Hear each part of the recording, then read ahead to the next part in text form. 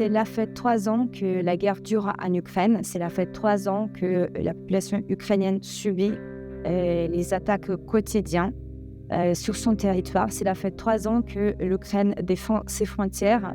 Et j'ai décidé de parler d'enfance, des enfants, parce que c'est l'avenir de l'Ukraine.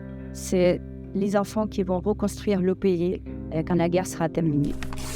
L'enfance en Ukraine souffre à cause de cette guerre. Les enfants, du jour au lendemain, ils n'ont pas leur père, ils n'ont pas leur grand frère qui est mort.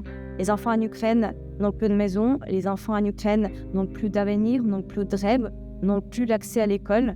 Quand on a perdu un père, quand les Russes sont venus et détruit ta maison, quand on ne peut plus aller à l'école tout simplement à cause de la guerre, évidemment, on a envie de se venger, c'est un sentiment tout à fait normal. Le fait de haïr quelqu'un qui veut nous tuer, c'est un sentiment tout à fait légitime et psychologiquement explicable. Et malgré cette situation horrible, ces traumas psychologiques horribles, on prend déjà en charge les enfants, beaucoup d'ONG qui travaillent, beaucoup de gens qui ont changé de métier, qui se sont consacrés à l'enfance. Donc, on n'attend pas la fin de la guerre en Ukraine. On essaie de faire des choses tout de suite, immédiatement, parce que le temps est très précieux. Chaque sourire est une victoire contre la guerre.